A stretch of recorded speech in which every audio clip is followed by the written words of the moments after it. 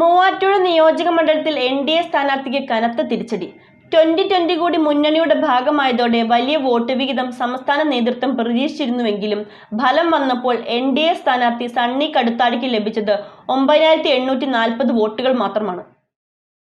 മൂവാറ്റുപുഴ നിയോജക മണ്ഡലത്തിൽ എൻ.ഡി.എക്ക് കനത്ത തിരിച്ചടി.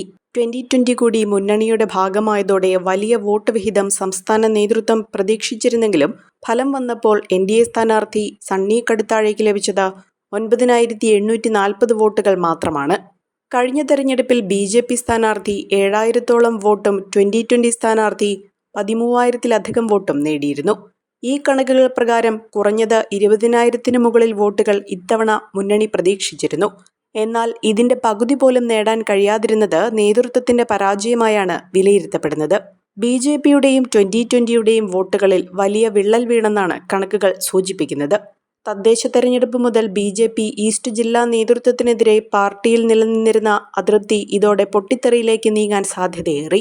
കോതമംഗലം, മൂവാറ്റുപുഴ മേഖലകളിലെ ബി.ജെ.പി പ്രവർത്തകർ സമൂഹമാധ്യമങ്ങളിലൂടെ ജില്ലാ നേതൃത്വത്തിനെതിരെ രൂക്ഷമായ വിമർശനമാണ് ഉയർത്തുന്നത്. തെരഞ്ഞെടുപ്പ് പ്രചരണത്തിൽ ഈസ്റ്റ് ജില്ലാ നേതൃത്വം പൂർണ്ണ പരാജയമായിരുന്നുവെന്ന് പ്രാദേശിക നേതാക്കൾ ആരോപിക്കുന്നു. പലയിടങ്ങളിലും സ്ഥാനാർത്ഥിയുടെ പോസ്റ്ററുകളോ അഭ്യർത്ഥനകളോ എത്തിയില്ലെന്നും പരാതിയുണ്ട്.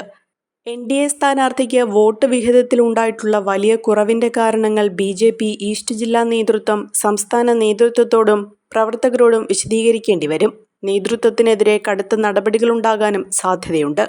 പഠനത്തിനപ്പുറം ജീവിതം തൊട്ടറിയാം. ഭാവിയെ രൂപപ്പെടുത്തുന്ന അറിവിന്റെ തിരുമുറ്റം നിർമ്മല കോളേജ് മൂവാറ്റുപുഴ. റാങ്കുകളുടെ തിളക്കമാർന്ന പാരമ്പര്യം. നാക് A++ മികവിന്റെ കരുത്തിൽ വിജയത്തിലേക്കുള്ള നിങ്ങളുടെ ഉറച്ച ചുവടുവെപ്പ്. ഇവിടെ സ്വപ്നങ്ങൾക്ക് ചിറകുകളുണ്ട്. നിങ്ങളുടെ സർഗാത്മകതയെ ലോകത്തിന് മുന്നിലെത്തിക്കാൻ നിർമ്മല കൂടെയുണ്ട്. വെറുമൊരു ബിരുദമല്ല, മികച്ചൊരു കരിയർ.